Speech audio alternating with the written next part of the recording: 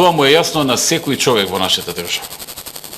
Како што му се јасни и причините зошто СДСМ не сака да оди на избори и бара разни изговори за тоа. Како што му се јасни секому причините зошто проценката на САД и ЕУ беа такви какви што беа. И како што секому му се јасни причините зошто ВМРО-ДПМНЕ одлучи да прифати мало поместување на изборниот ден. Одлуката за изборниот ден беше во наши раце, но и одговорноста која ја носиме за државата и за народот во неа. По долги и детални анализи и консултации, извршниот комитет на ВМРО-ДПМНЕ донесе одлука за поместување на изборниот ден од 24 април за 5 јуни, со цел не да го задоволиме СДСМ, бидејќи тие како и да ќе бегаат од избори и од соочување со народот, туку да не оставиме простор да бидеме погрешно разбрани од дел од нашите граѓани, но и злоупотребени од сите оние кои не и сакаат добро на Македонија и кои немаат еднаков интерес како нас Македонија да оди напред. Низ анализите и консултациите,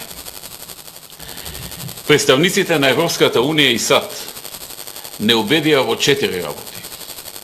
Прво, дека ова ќе е единствено пролонгирање и нема да има ново барање од нив за пролонгирање изразено во било која форма.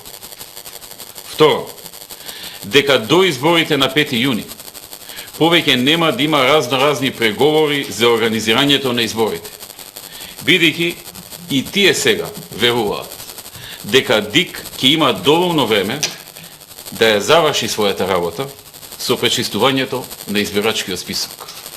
Трето, дека нема да има поставување на никакви нови услови за одржување на изборите на 5 јуни, вклучувајќи го и законот за медиумите. И четврто, нема да има нови проценки за тоа дали земјата е подготвена или не за избори од страна на Европската Унија и САД, затоа што со поместувањето на датумот овие нешта се апсорбирани.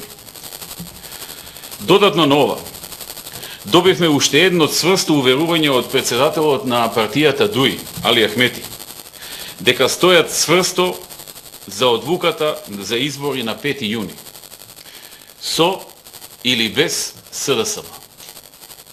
Државата не може да биде заложник на една политичка партија, во случајот СДСМ.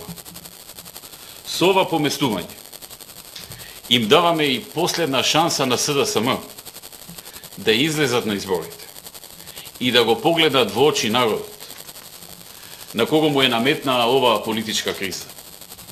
Само со излегување на изборите се добива легитимитет и доверба од граѓаните и никако поинаку.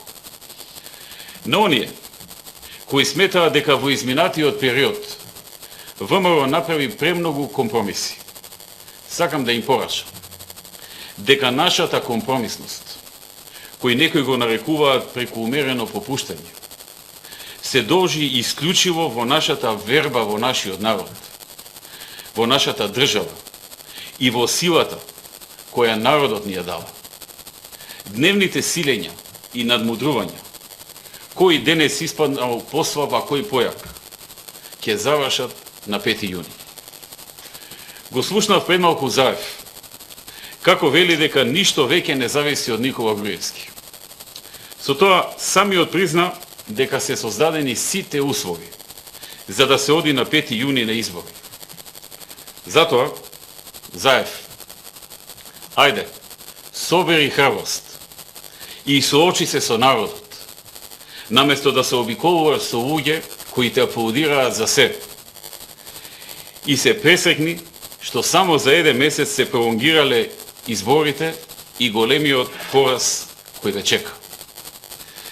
Ја слушнав пред малку и риториката на СДСМ во парламентот, со очаен обид да прикажат некаков триумфализам, кажувајќи дека ова било нов пораз на Никола Груевски. Јас ки им порачам до 5 јуни можете да зборите и да глумите се, па дури и победници. На 5 јуни ќе се срамите од самите себе. На 5 јуни ќе видите кој е победникот и кој е поразениот. И сегашната вештачка насмевка нагло ќе ја загубите. Велам вештачка насмевка затоа што по објавената проценка на САД и ЕУ, колку и таа да беше политичка одлука без аргументи, СДСМ единствениот спас го чекаа во поинаква наша одлука од оваа која вечера ја донесовме. Сега и тоа го загубија. А на 5 јуни ќе видат кој победува, а кој губи. Излегле или не на избори. Ќе видат што е референдумско гласење за ВМРО ДПМН и за коалицијата за подобра Македонија.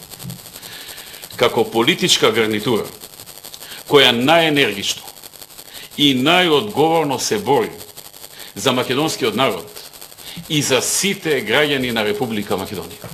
Ви благодарам.